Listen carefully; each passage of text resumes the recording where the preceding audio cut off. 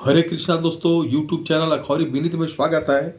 और आज हम अहम बातचीत कर रहे हैं। यूट्यूब चैनल अखौरी विनीत के स्वयं से आप जो वीडियो देख रहे हैं, ये मेजर ध्यानचंद हॉकी के जादूगर कहने वाले खिलाड़ी 29 अगस्त 1905 से 3 दिसंबर 1979 भारत के एकमात्र महान हॉकी खिलाड़ी थे जिन्हें हॉकी का जादूगर कहा जाता है।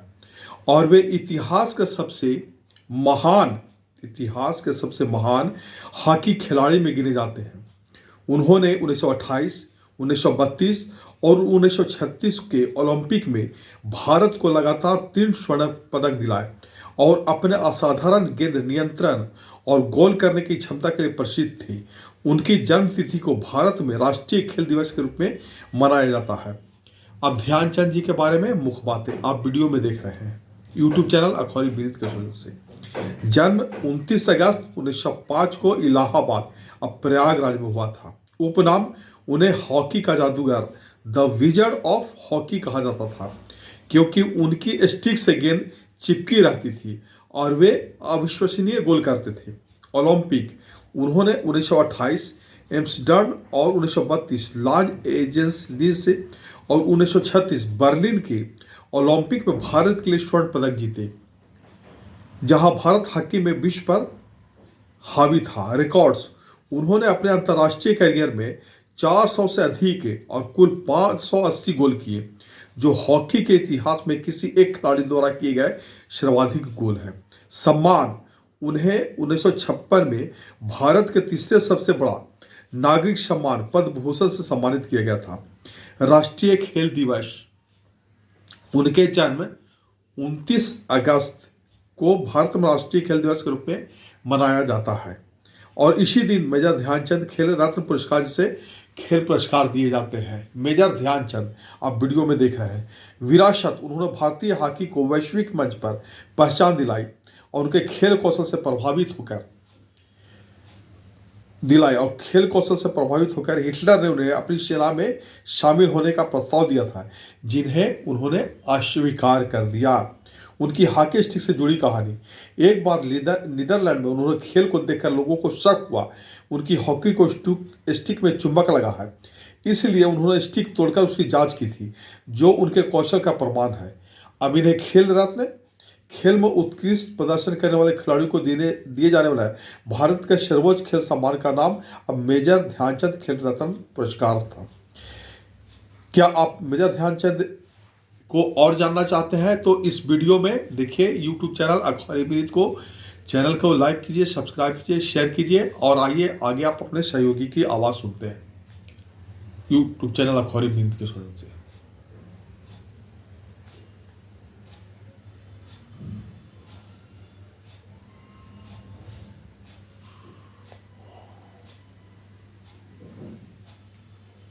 जीवन में कई उतार चढ़ाव आए, लेकिन उन्होंने अपने खेल में कभी भी कोई कमी नहीं छोड़ी। और इसी का रिजल्ट था कि सेंटर फॉरवर्ड के रूप में ध्यानचंद जी की स्पीड और फुर्ती इतनी जबरदस्त थी कि उनके समय में लोग उन्हें हॉकी का जादूगर कहने लगे। हॉलैंड में तो एक बार उनके स्टिक को तोड़कर ये चेक करने की कोशिश की गई कि कहीं उसमें मैग्नेट तो नहीं लगा है। और जापान में तो एक बार हद ही हो गई। यहाँ लोगों को ये लगने लगा था कि ध्यानचंद जी की हॉकी स्टिक में गोंद लगा होता है, जिस वजह से बॉल जाकर उनकी स्टिक से चिपक जाती है। और इसी वजह से यहाँ भी उनकी हॉकी स्टिक को चेक किया गया था, लेकिन हर बार की तरह इस बार भी उनकी हॉकी स्टिक से कुछ भी नहीं निकला। दोस्तों, अपने ज़माने में ध्यानचंद जी किस हद तक पॉपुलर थे, इसका अंदाज़ा आप इस बात से लगा सकते हैं कि वियना जाने पर आपको वहाँ के स्पोर्ट्स क्लब में ध्यानचंद जी की एक मूर्ति देखने को मिलेगी, जिसमें ध्यानचंद जी के 4 हाथ और उसमें 4 स्टिक्स दिखाई गई हैं।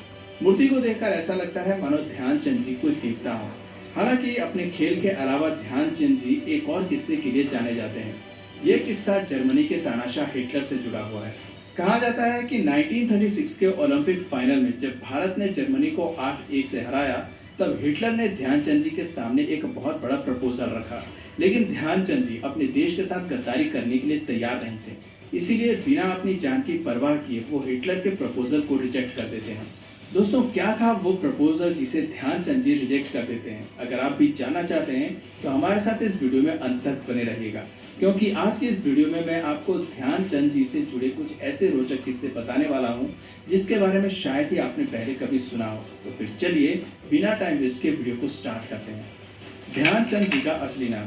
दोस्तों, 29 अगस्त 1905 को इलाहाबाद में जन्मे ध्यानचंद जी की जयंती के अवसर पर यानी 29 अगस्त को हर साल देश में राष्ट्रीय खेल दिवस के रूप में मनाया जाता है ताकि खेल के प्रति लोगों को जागरूक किया जा सके और देश के हर एक नागरिक को ध्यानचंद जी और उनकी अचीवमेंट्स के बारे में भी बताया जा सके। लेकिन इसके बावजूद आज भी ऐसे बहुत से लोग होंगे जिन्हें ये तक नहीं पता होगा कि ध्यानचंद जी का असली नाम ध्यानचंद जी नहीं था। जी हाँ, आपने बिल्कुल सही सुना। हॉकी के जादूगर कहे जाने वाले ध्यानचंद जी का असली नाम ध्यान सिंह था। बात 1922 की है, जब 16 साल के ध्यान सिंह जी ने ब्रिटिश आर्मी को ज्वाइन किया था। दरअसल ध्यान सिंह जी के पिता समेश्वर सिंह ब्रिटिश आर्मी में फौजी थे और उनके पिता के कदमों पर ही आगे बढ़कर ध्यान सिंह जी ने 16 साल की उम्र में ब्रिटिश आर्मी को ज्वाइन कर लिया था। उस वक्त आर्मी के जवानों का इंटरेस्ट हॉकी और फुटबॉल जैसे खेलों की ओर ज्यादा था, लेकिन ध्यान सिंह जी को हॉकी खेलने में कोई इंटरेस्ट नहीं था, इसलिए वो चुपचाप अपने साथी जवानों को हॉकी खेलते हुए देखते थे। इस बात का जिक्र ध्यानचंद जी के ऊपर लिखी गई किताब the life and times of major Dhyanchand ji में किया गया है, जिसकी लेखक रचना भोली यामिनी है। इस किताब में बताया गया है कि एक बार जब दोस्तों द्वारा फोर्स करने पर ध्यान सिंह जी हॉकी लेकर बॉल को मार रहे थे तो वहीं पास खड़े सूबेदार बाले तिवारी ये सब देख रहे थे और ध्यान सिंह जी उस वक्त जब सही से बॉल नहीं मार पाए तब सूबेदार बाले ने ध्यान सिंह जी से कहा कि हॉकी कोई बच्चों का खेल नहीं है। इतना कहकर उन्होंने ध्यान सिंह जी को हॉकी की कई टेक्निक बताई, जिसके बाद ध्यान सिंह जी भी हॉकी खेलने लगे। धीरे धीरे उनका इंटरेस्ट इस खेल को लेकर काफी बढ़ गया, जिसके बाद वो दिन रात की परवाह किए बगैर जैसे ही उन्हें समय मिलता वो हाथ में हॉकी स्टिक लेकर मैदान में डट जाते। रात में चांद की रोशनी में कई बार बाले तिवारी जी ने खुद ध्यान सिंह जी को हॉकी की प्रैक्टिस करते हुए देखा था और एक बार ध्यान सिंह जी चांदनी रात में हॉकी की प्रैक्टिस कर रहे थे तब बाले तिवारी जी से रहा नहीं गया और उन्होंने ध्यान सिंह जी को अपने पास बुलाकर कहा, आज से हम तुम्हें ध्यानचंद बुलाएंगे क्योंकि ध्यान तुम्हारा नाम है और हॉकी के प्रति जो तुम्हारा प्रेम है वो तुम्हें भविष्य चांद की तरह चमकाएगा। दोस्तों, यहीं से ध्यान सिंह जी का नाम ध्यानचंद पड़ गया। क्वीन एलिजाबेथ ने अपने छाते से खेलने को कहा।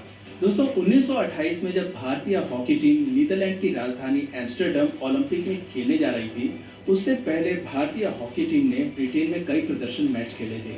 लेकिन यहाँ हैरानी की बात यह थी कि जितने भी मैच उन्होंने उस वक्त खेले उन सभी में ध्यानचंद जी ने गोलों की बौछार कर दी थी। इस बात की खबर जब इंग्लैंड की क्वीन एलिजाबेथ को लगी तो वो भी एक दिन भारतीय हॉकी टीम का मैच देखने के लिए हॉकी स्टेडियम पहुंच गई, जहां ध्यानचंद जी हमेशा की तरह गोलों की बौछार करने लगे, जिसमें स्टेडियम में मौजूद हर एक शख्स उनकी तारीफ कर रहा था। इवन हाफ टाइम के बाद जब उन्हें क्वीन से मिलाया गया तो क्वीन ने भी उनके खेल की बहुत तारीफ की, लेकिन साथ ही क्वीन ने अपना छाता ध्यानचंद जी को देते हुए कहा, आप बहुत ज्यादा टैलेंटेड हैं, लेकिन मैं आपका टैलेंट तभी मानूंगी जब आप मेरे छाते की इस मुड़ी हुई स्टिक से हॉकी खेल कर दिखाएंगे। बस फिर क्या था, ध्यानचंद जी ने क्वीन के चैलेंज को एक्सेप्ट कर लिया और स्टेडियम में हॉकी स्टिक की जगह क्वीन के छाते को लेकर उतर गए। इनफैक्ट क्वीन के छाते से भी ध्यानचंद जी इतना शानदार खेले कि लोगों को अपनी आंखों पर यकीन नहीं हुआ। उन्हें खेलते हुए देखकर ऐसा लग रहा था कि मानो वो अपनी स्टिक से ही खेल रहे हों। और यहाँ सबसे ज्यादा सरप्राइजिंग बात ये थी कि क्वीन के छाते से भी खेलकर ध्यानचंद जी 2 गोल करने में सफल रहे थे। इस खेल के बाद तो ध्यानचंद जी की पॉपुलैरिटी इस कदर बढ़ गई कि इंग्लैंड के मीडिया ने उन्हें हॉकी का जादूगर बता दिया। दोस्तों, इंग्लैंड में ही पहली बार मीडिया ने ध्यानचंद जी को हॉकी का जादूगर कहकर नवाजा था जब ध्यानचंद जी नंगे पांव से खेले। दोस्तों, ध्यानचंद जी से जुड़ा एक और वाकया साल 1936 के बर्लिन ओलंपिक का है। उस समय ध्यानचंद जी भारतीय हॉकी टीम के कैप्टन थे और उस समय जर्मनी में एडोल्फ हिटलर का शासन था। हिटलर को ऐसा लगता था कि पूरी दुनिया में जर्मनी से बेहतर न कोई देश है और न ही जर्मनी जैसे टैलेंटेड कहीं लोग हैं। लेकिन ध्यानचंद जी ने हिटलर के इस भ्रम को भी तोड़ दिया। दरअसल 14 अगस्त 1936 को बर्लिन ओलंपिक का हॉकी फाइनल मैच भारत और जर्मनी के बीच खेला जाना था, लेकिन उस दिन लगातार बारिश की वजह से मैच अगले दिन 15 अगस्त को खेला गया। बर्लिन के हॉकी स्टेडियम में उस दिन 40,000 दर्शक सहित जर्मन तानाशाह हिटलर भी मौजूद था। हिटलर इस मैच में जर्मनी को जीतते हुए देखना चाहता था, लेकिन जैसा कि मैंने आपको बताया, मैच से एक दिन पहले बर्लिन में जमकर बारिश हुई थी। इसी वजह से मैदान गीला था और उस समय भारतीय टीम के पास स्पाइक वाले जूते की सुविधा भी नहीं थी और सपाट तलवे वाले रबड़ के जूते लगाकर फिसल रहे थे, जिस वजह से भारतीय टीम अच्छा प्रदर्शन नहीं कर पा रही थी। लेकिन ध्यानचंद जी ने मैच के बीच में ही अपना दिमाग लगाया और हाफ टाइम के बाद जूते उतारकर नंगे पांव ही खेलने लगे। और आपको बता दें कि ध्यानचंद जी ने नंगे पांव ही इतना जबरदस्त खेला कि उनके सामने जर्मनी की टीम असहाय सी हो गई थी। और जब हिटलर ने अपनी टीम को हारते हुए देखा तो वो बीच मैच में ही उठकर चला गया। दोस्तों, इस मैच में भारत ने जर्मनी को 8-1 से हराया था और आसानी से स्वर्ण पदक पर कब्जा जमा लिया था। जब हिटलर का प्रपोजल रिजेक्ट किया, दोस्तों बर्लिन ओलंपिक के हॉकी मैच में भारत की जीत के बाद हिटलर भारतीय हॉकी टीम के कैप्टन ध्यानचंद जी को मिलने के लिए बुलाता है। ध्यानचंद जी ने हिटलर की क्रूरता की कई कहानियां सुन रखी थी, इसलिए हिटलर के इनविटेशन पर ध्यानचंद जी काफी चिंतित हो जाते हैं। लेकिन आखिर में काफी